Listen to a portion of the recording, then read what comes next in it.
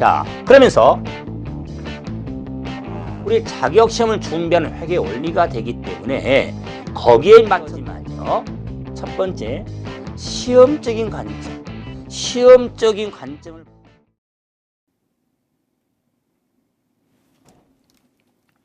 자, 이번 시간에 이제 기본서 50페이지 회계 기술적인 구조의 순환 과정부터 보도록 합시다.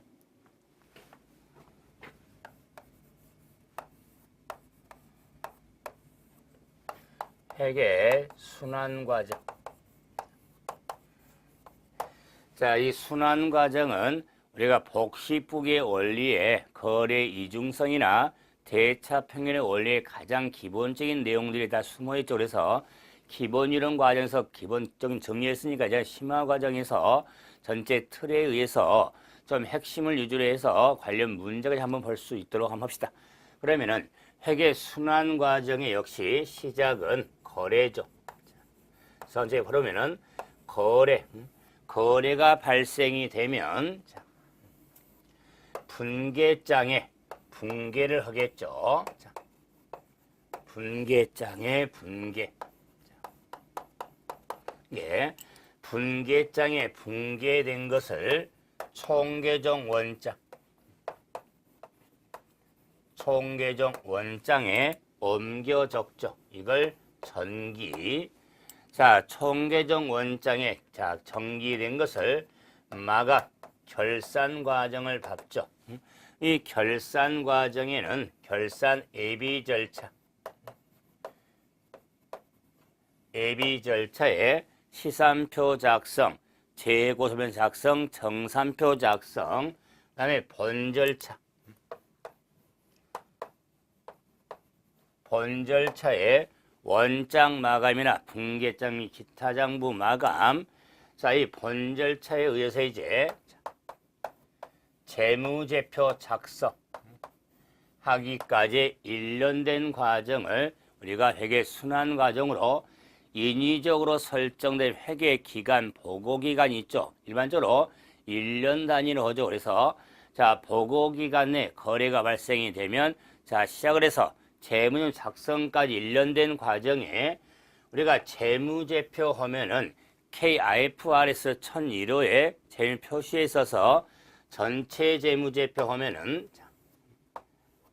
재무상태표, 포괄손익 계산서, 현금 흐름표, 자본변동표, 그다음에 주석으로 구성이 돼 있죠. 그랬을 때 가장 기본 재무제표 하면은 재무상태표, 포괄손익 계산서에 우리가 거래에 우리가 이중성이나 평균 원리를 확인하기 위해서 계정식을 한번 확인했죠.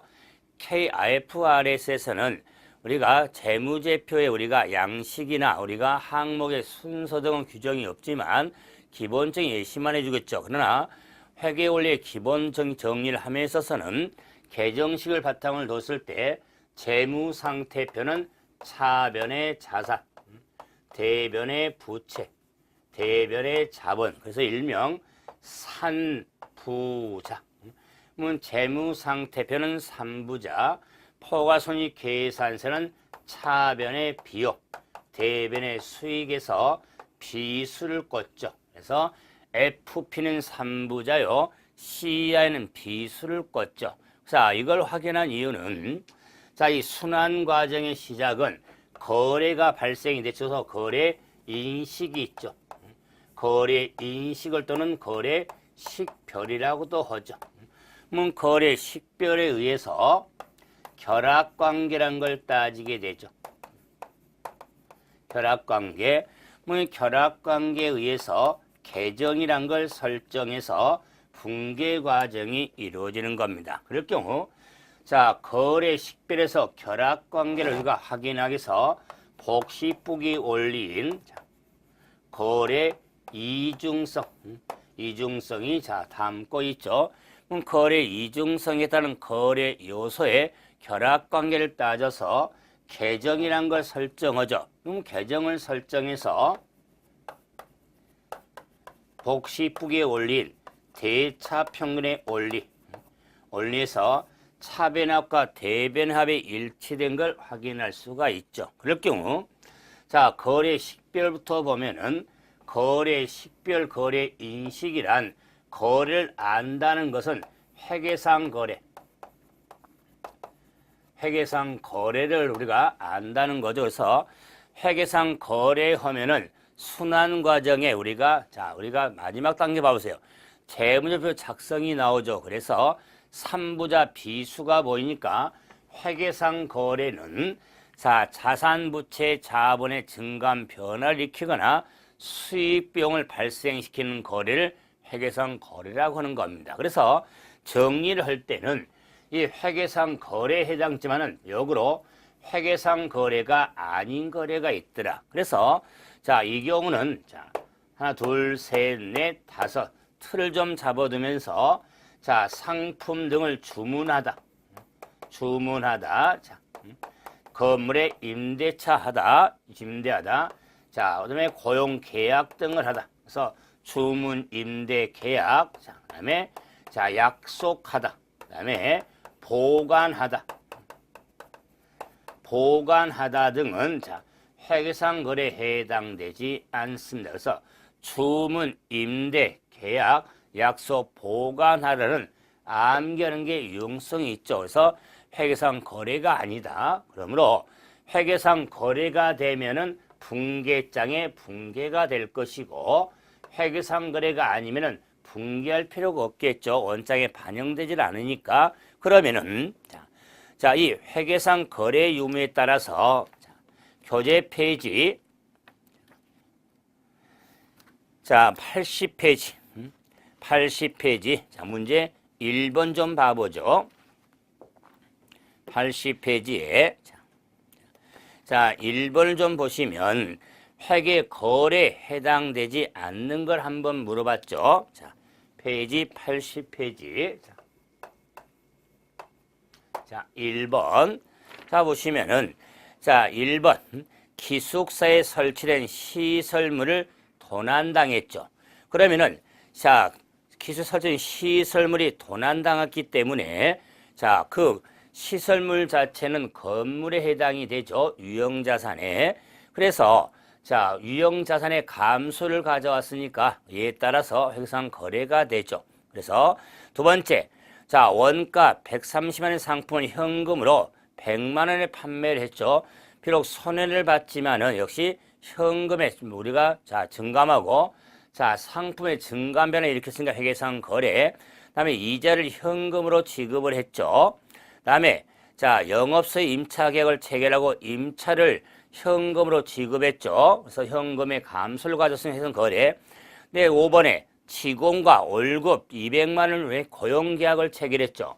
고용계약을 체결했죠. 그러면 회계상 거래가 아닙니다. 우리 가장 지난해 문제에 해당이 되죠. 그러면은 이걸 역으로 말하면은 자, 회계상 거래가 된다면은 붕괴를 한다고 그랬죠. 그래서 한번 자, 1번 한번 붕괴를 잠깐 보면은 기숙사에 설치된 시설물을 도난당했죠. 뭐 시설물을 도난당했으니까 자, 대변에 유형자산 자, 만약 도난 금액이 자, 주어졌죠. 100만 원이라면 유형자산 100만 원의 감소를 가져오기 때문에 자, 회계상 거래가 되는 겁니다. 근데 도난당했죠. 뭐 도난당한 이 100만 원에 대해서는 그 원인을 알 수가 없죠. 그럴 경우는 우리가 그의 적절한 감옥에 당기 손익 항목으로 처리하면 되죠. 당기 손익 항목에 비용으로 처리하면 되는데 굳이 뭐 이 경우에 있어서 비용 항목에 적절한 의미가 없다면은 도난당한 것에 대해서 우리가 이제 상품이라면은 감모 손실 등으로 이렇게 당기 손익이 되는데 자, 이런 적절한 감옥에 의해서 당기 손익 항목인 비용으로 처리하면 되니까 굳이 뭐 의미가 없다면은 이렇게 잡손실은 항목 등으로도 처리할 수가 있는 겁니다. 다음 두 번째. 자, 원가 130상품을 현금으로 100만 원을 판매를 했죠. 그래서 자, 상품의 원가 130만 원짜리를 100만 원에 자, 현금 판매가 됐으니까 자, 현금 100만 원. 100만 원에 대해서 자, 상품에 있어서 우리가 분기법하고 총기법 있죠. 분기법으로 한다면은 상품 130만 원 상품이 감소를 가져오면서 30만 원만큼 상품에 대한 장성. 자, 우리가 처분에 따른 손실이 나타나죠. 그래서 상품 매출 손실 30만 원. 자, 만 원. 이렇게 회계 처리가 이루어지죠. 자, 다음 4번은 자, 3번이죠. 뭐는 이자를 현금으로 지급했죠. 그러면 대변의 현금 감소를 가져오면서 자, 50만 원. 자, 다음에 자, 이자 지급을 했으니까 이자 비용이라는 당기 손익 항목에 30만 원. 이런 거래가 이루어지겠죠. 자, 네 번째는 자, 직원 자, 영업소 임차계약을 체결했죠. 임차 계약을 체결했다면은 자, 회계상 거래가 아닌데 1년분 임차를 현금으로 지급했죠. 그래서 자, 현금으로 120만 원이었죠. 120만 원 현금으로 지급을 했으니까 회계상 거래가 된다. 이럴 경우 120만 원에 대해서 자, 임차료 120만 원. 자, 또는 차변의 선급 임차료 120만 원. 자, 이렇게도 회계 처리할 수 있죠. 역시 비용 처리를 할 수도 있고 자산 처리할 수도 있으니까 이럴 경우 회계상 거래에 해당이 돼서 회계상 거래에 해당이 된다면 자, 분계장에 분계가 이루어지죠. 그래서 자, 5번은 회계상 거래가 아니죠. 그래서 자, 문제를 지금 가장 최근 문제로 정리했지만은 회계상 거래가 된다는 건 분계를 해서 분계장에 반영해서 원장으로 기입을 해야 될 거고 회계상 거래가 아니라면은 자, 분계할 필요가 없죠. 회계상 거래가 아니니까 이걸 한번 바탕을 두면서 확인하시면 쉬울 겁니다. 다음에 이제 53페이지에 보시면은 거래 이중성에 따른 결합관계가 나오죠. 뭐 거래 이중성에 따른 결합관계를 따지는데 이 결합관계에 있어서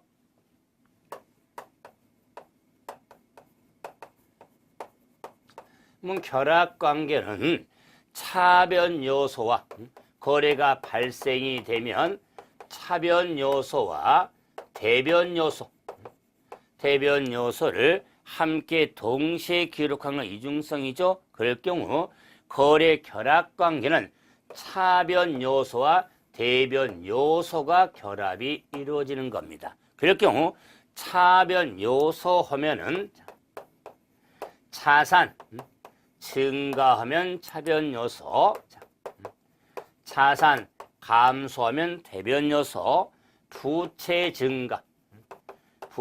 증가하면 대변 요소, 부채 감소 하면 차변 요소, 자본 증가하면 대변 요소, 자본 감소 하면 차변 요소, 비용 발생을 하면 대변 요소, 수익 발생하면 대변 요소가 되죠. 그래서 차변 요소와 대변 요소가 결합이 이루어지는데 이럴 경우에 자산 증가죠. 차변 요소에 부채 증가죠. 자본 증가죠. 뭐 증가 쪽에 잔액이 남기 때문에 3부자를 가지고 만든 재무제표가 재무상태표. 비용 발생, 수익 발생에서 잔액이 존재하죠. 그 잔액을 자, 기록한 걸 포괄순위 계산서. 그래서 재무상태표 3부자 그랬죠. 그래서 자, 산부자 비수가 나왔죠. 그래서 우리가 재무상태표 포괄순위 계산서를 생각하면서 재무상태표죠.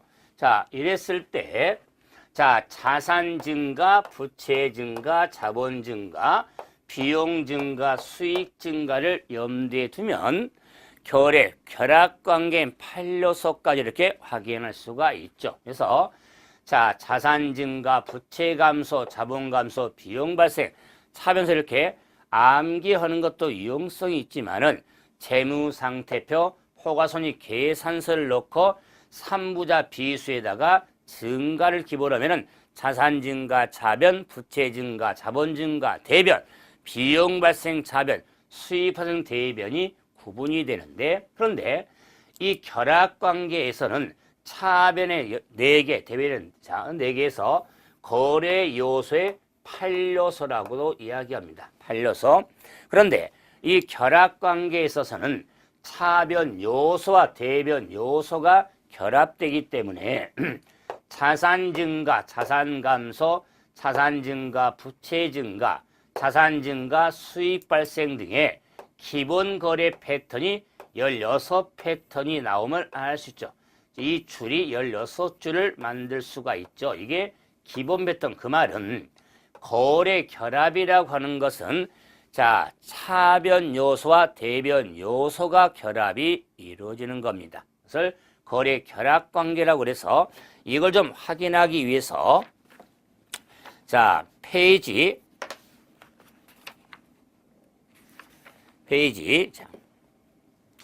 자, 83페이지에 자, 한 두 문제 한번 봐보죠.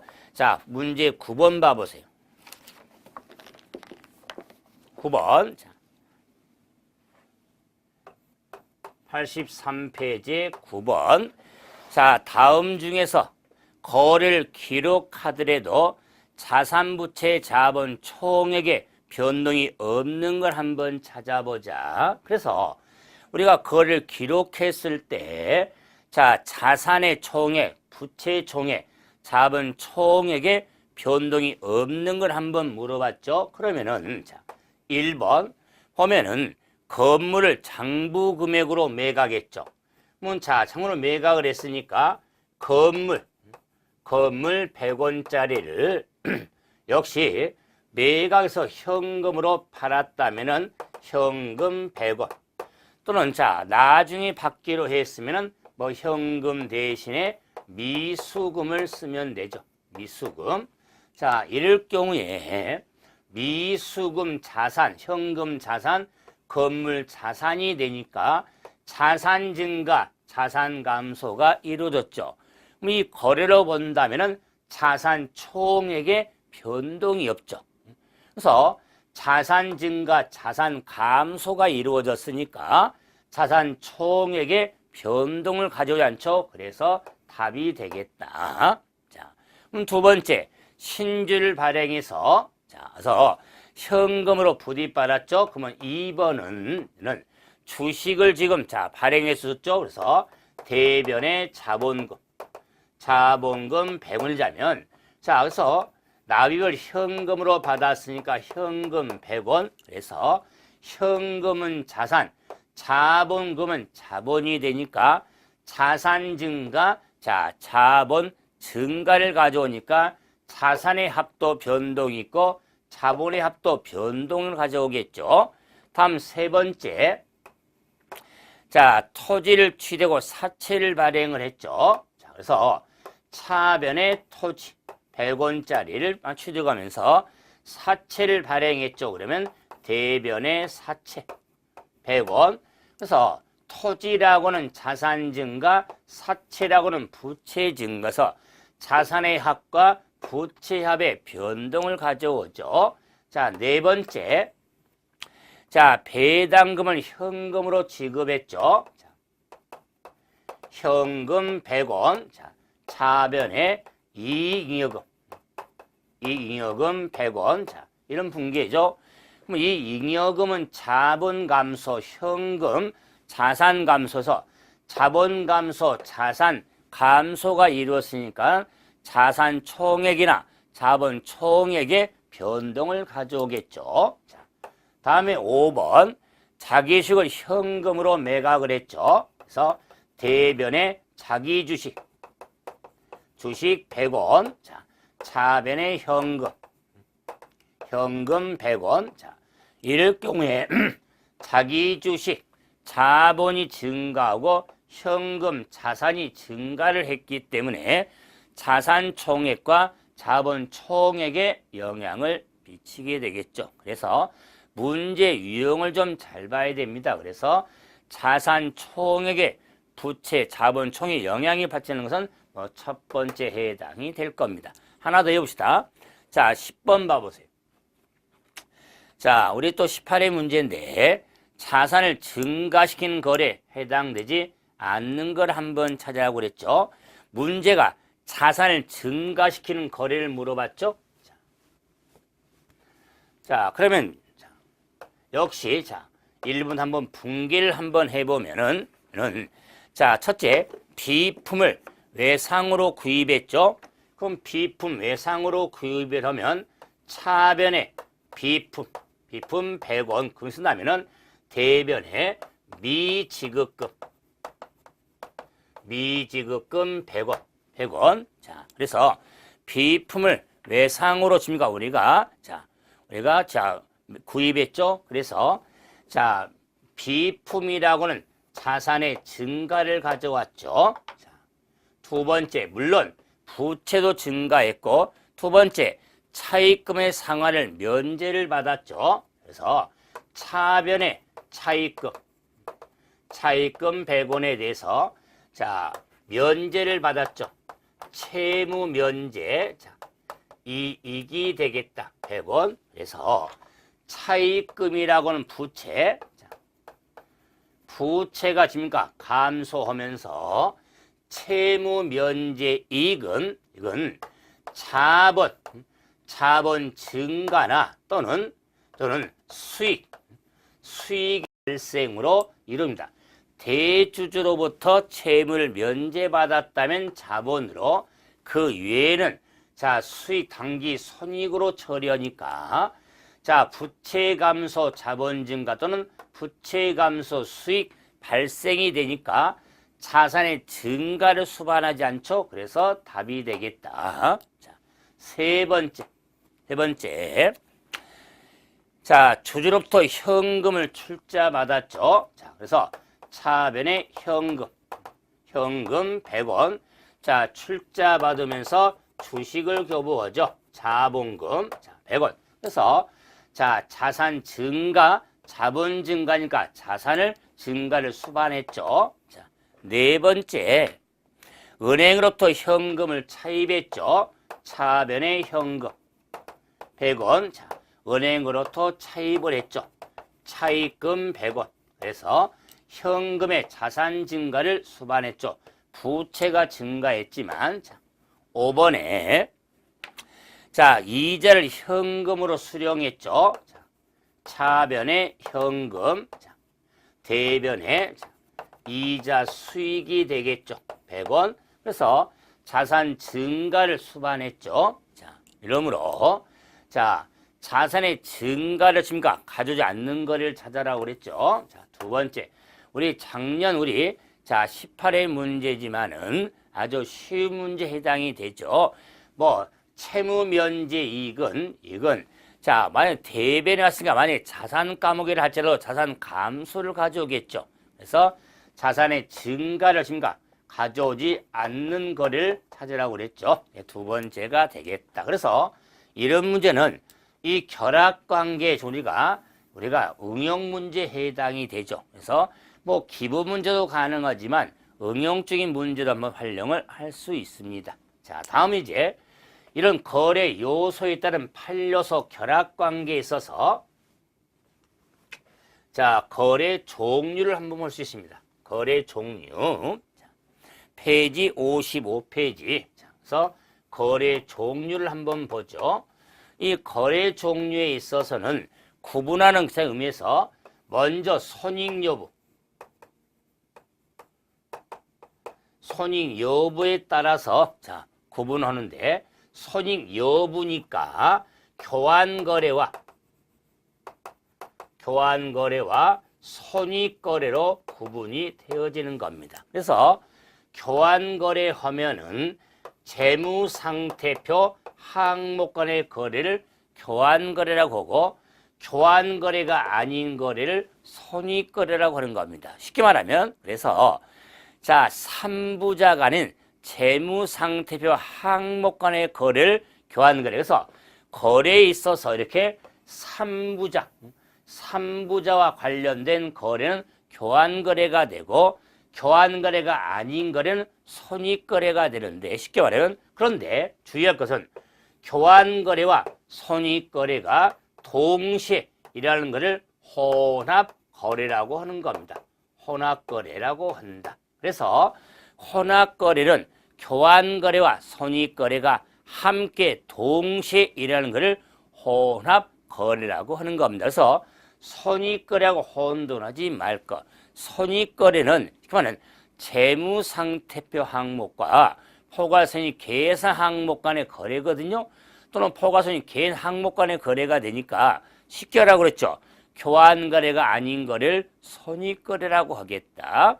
근데 혼합거래는 교환거래와 손익거래가 함께 동시에 이런 걸 혼합거래라고 하는 겁니다.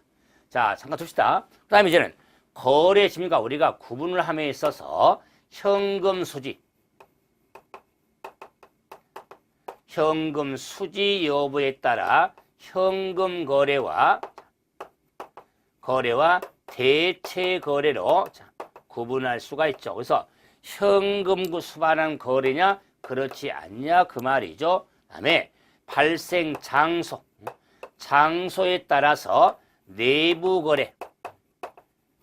거래와 외부 거래로 구분할 수가 있죠. 그래서 대부분 거래는 외부 거래인데 내부 거래는 본점과 지점 간의 거래, 본지점 거래도 있겠죠. 왜 회사에 본점이 지점이 있으니까 이런 본지점 거래가 예부로 내부 거래 형태가 되죠. 다음 문제 거래수에 따라서 단순 거래와 복합 거래로 구분할 수가 있는데 주의할 것 단순 거래는 거래수가 두 개를 거래를 단순 거래고 복합 거래는 거래수가 3개 이상으로 인거를 복합 거래에 해당이 돼서 이 거래수에 따른 복합 거래와 손익 여부에 따른 혼합 거래 혼돈해서는 안 되겠죠. 그래서 물론 손익 여부가 포인트가 돼서 우리 19에 대비하면서 좀 출제가 예상이 되거든요.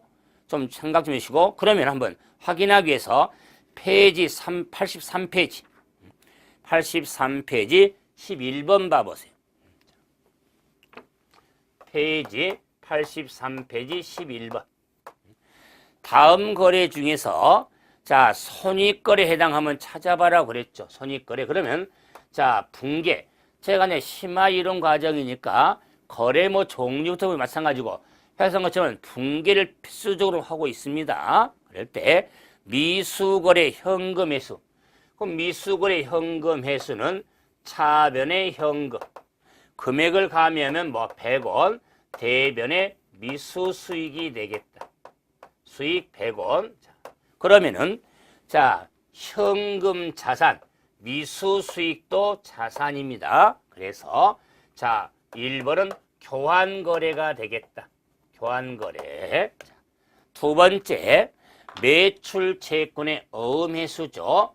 그러면은 매출 채권은 어음으로 침가 회수를 했죠. 그래서 차변의 받으름 100원 대변의 외상 매출금 매출 채권 100원. 자, 그래서 자, 자산 증가, 자산 감소, 자산 항목들이죠. 역시 교환거래가 되겠다. 교환거래. 다음 세 번째는 매입 상품의 애누리죠.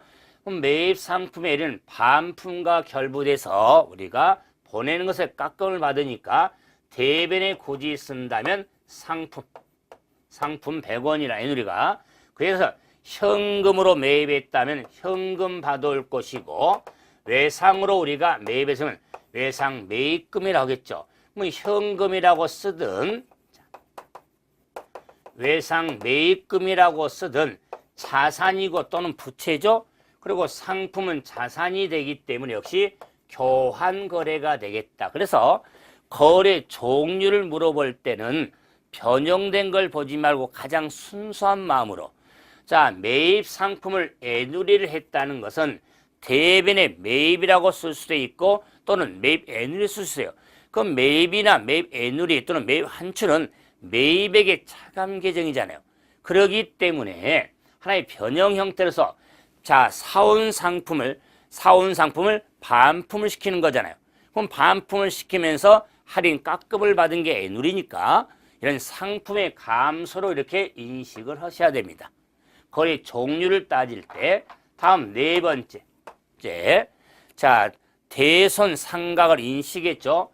그러면 대손상각을 인식하면 차변에 대손상각비, 대변에 매출채권 100원 또는 대변에 대손충당금을 쓸 수 있죠. 대손충당금은 간접의 충당금 설정법으로서 원래 직접은 매출 채권을 쓸 수도 있고 대손충당금을 쓸 수가 있으니까, 자, 이런 대손충당금도 재무상태표 항목이거든요. 그래서 대손상각비 매출채권 비용이고 자산이 되기 때문에 손익거래에 해당이 되는 겁니다. 손익거래. 자, 답이 됐죠? 자, 5번은 자, 기계장치를 구매했죠. 그럼 기계장치를 구매했으니까 기계장치, 자, 현금으로 구매하면 현금, 외상으로 구매했다면 미지급금이 되겠죠. 만약 외상이라면은 미지급금이 될 거다. 그래도 기계장치 자산, 현금 자산, 미지급 자산, 부채가 되기 때문에 교환거래가 되는 겁니다. 그래서 다른 걸 떠나서라도 이 3번 좀 주의. 매입 상품의 애누리는 교환거래지 손익거래가 아니다. 순수한 마음을 가져야 됩니다.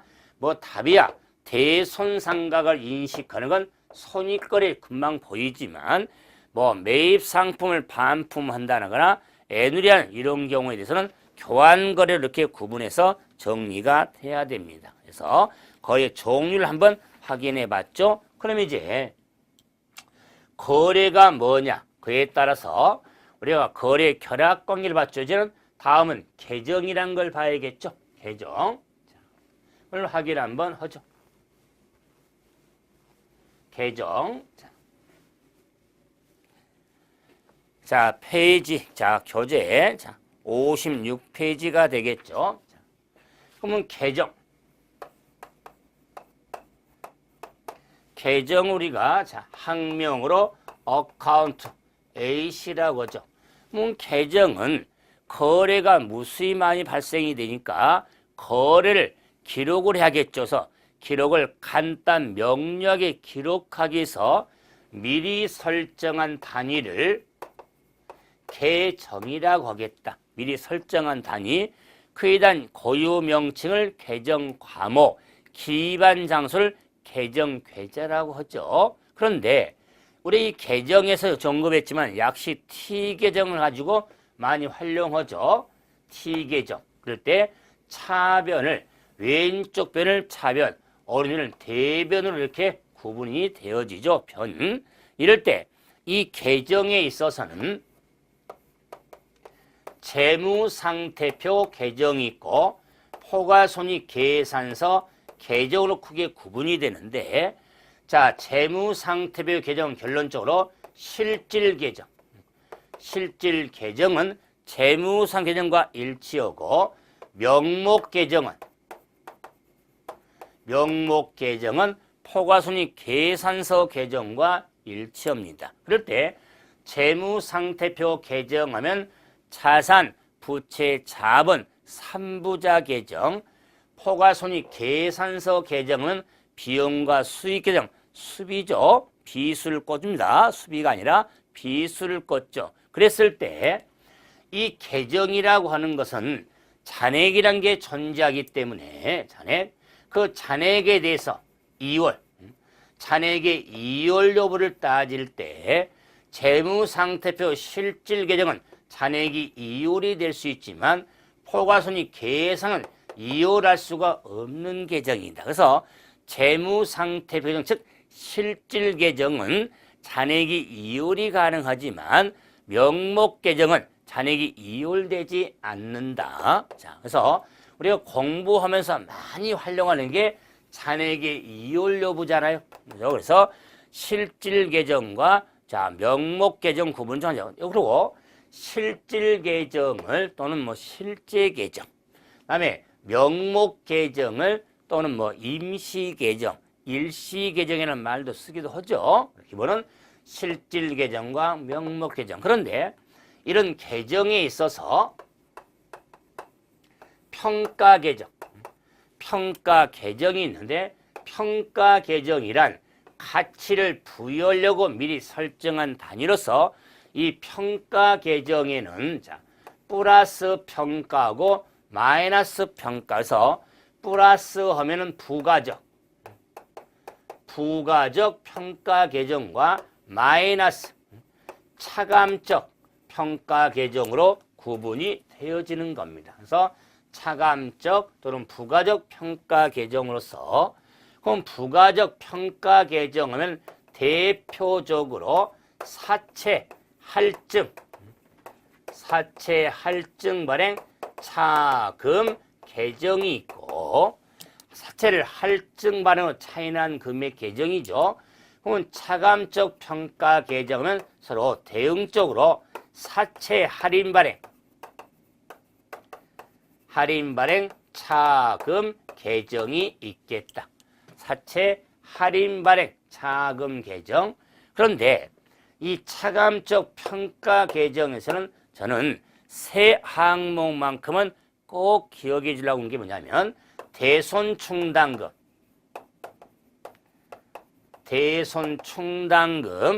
감가상각 누계 현재가치 할인 차금,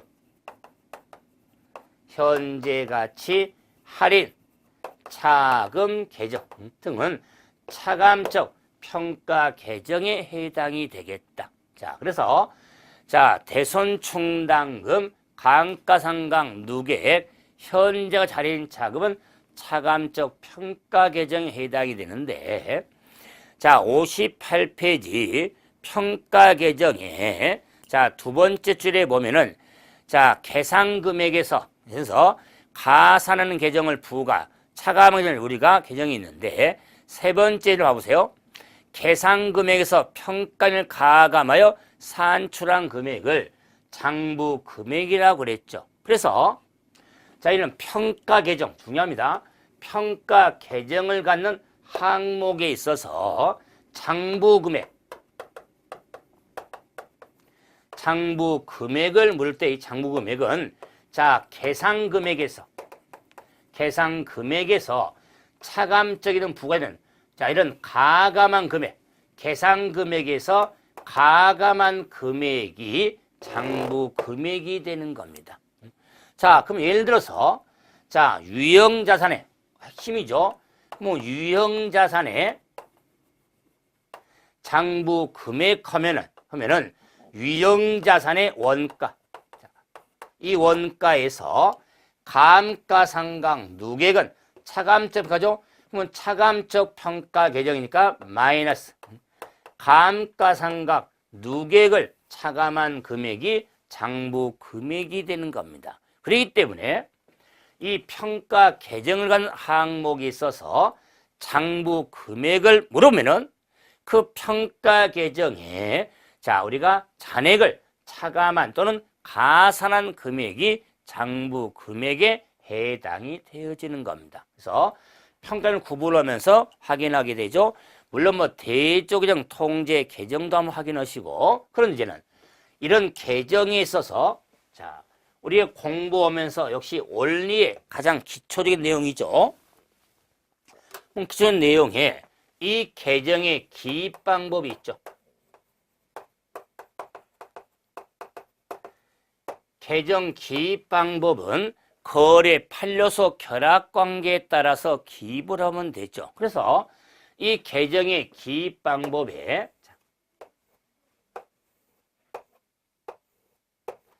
자산 계정, 부채 계정, 자본 계정, 그리고 비용과 수익 계정이 있겠죠. 자, 비용 계정과 수익 계정 있겠다. 그럴 때 자산 계정에는 증가하면 차변에 기입하고 감소하면 대변에 기입한다. 부채는 감소하면 차변에 기입하고 증가하면 대변에 기입하고 자본은 감소하면 차변에 증가하면 대변에 기입한다. 비용은 발생이 되면 차변에 기입하고 경우 우리가 감소할 경우 그래서 소멸할 경우는 대변에 수익이 소멸하면은 차변에 수익이 발생이 되면은 대변에 기입을 한다. 그래서 이 계정기 방법에 우리가 결합관계를 한번 생각해 봤죠? 그러면 자산 증가는 차변이고 부채 증가는 대변, 자본 증가는 대변, 비용 발생 차변, 수익 발생은 대변 요소가 되죠? 그 요소에 따른 기입을 하게 된다. 계정에. 자, 그래서 이 계정은 증가, 감소를 차변과 대변에 기록하니까 저는 증가 쪽이 플러스고 감소는 마이너스죠. 그래서 자산 계정은 플러스 마이너스, 부채는 마이너스 플러스, 자본은 마이너스 플러스, 비용은 플러스 마이너스, 수익은 마이너스 플러스로 이렇게 기입되는 걸 계속 반복이 되겠죠. 그러므로 이 증가와 감소 쪽을 기록하니까 이런 계정이라고 하는 건 잔액이 존재할 수 있는데 이 잔액이라고 하는 것은 잔액은 플러스 쪽에 잔액이 존재하는 겁니다. 플러스 쪽에 증가치 커야 남게 되니까 그래서 자산 계정의 잔액은 차변, 부채 자본은 대변, 비용은 차변, 수익은 대변의 잔액이 존재하게 되는 겁니다. 그래서 계정기 방법은 많이 활용하니까 이런 것을 확인할 수 있어서 자, 이 문제 하나 보고 정리해 보죠. 자, 84페이지.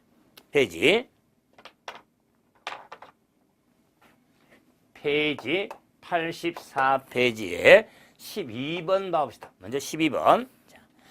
자, 차기로 이월되는 계정에 해당되지 않는 거. 그러면 차기로 이월되는 계정에 해당하지 않는 걸 물어봤죠? 자, 그러면은 자, 차기로 이월되는 계정 여부를 물었는데 단기 대여금은 자, 재무상태표의 실질계정이죠. 장기 차입금 부채로서 역시 실질계정. 산업재산권 무형자산으로서 역시 실질계정. 자본계정으로서 실질계정. 이자 비용은 자, 포괄손익 계산계정이죠. 명목계정으로서 명목계정은 잔액이 이월되지 않습니다. 답이 5번 되겠죠? 하나 더 봅시다. 보너스로 13번. 13번 문제를 좀 봐보시면 자, 역시 지난해 문제죠. 차기 회계연도로 잔액이 이월되지 않는 계정 과목을 한번 찾아봐라 그랬죠. 자, 그러면은 자, 언급한 대로 집합손익계정이 있죠. 집합손익계정은 포괄손익계산서 계정을 마감하려고 설정한 단위로서 집합손익계정의 잔액은 이월되지 않습니다. 그 손익의 증가 잔액은 자본금도로 대체가 되기 때문에 잔액이 이월되지 않습니다. 그런데 이익여금은 재무상태표 실질계정, 자본으로서 선수임되는 부채로서 실질계정, 주식발행 초과금은 자본으로서 자, 우리가 실질계정, 매도 가능 금융평가 이익은 자, 자본 계정의 기타 포괄 손익입니다. 요 13번 문제에 또 포인트 하나가 5번에 매도 가능 금융산 평가 이익은 4번 항목에 기타 포괄 선의 강목이지 단기 선의 강목이 아니다. 이런 거 잊어버리면 절대로 안 됩니다. 그래서 자, 첫 번째 집합 손익 계정은 다음 회계연도로 이월되지 않는 과목이 되겠죠. 그래서 이런 문제는 그 계정의 이해잖아요. 계정이 실질 계정인 재무상투 배표 계정인지 명목 계정, 포괄손익 계산 계정의 기본을 묻는 문제에 해당이 돼서 우리가 계정은 많이 활용하니까 특히 계정기 방법의 원리는 결합 강의를 바탕을 두면서 몸에 배워 있어야 됩니다. 뭐 생각해서 나와서는 안 된다. 그래서 정리하시고 이제 다음 시간은 분계와 정기를 가지고 뵙도록 하죠. 수고하셨습니다.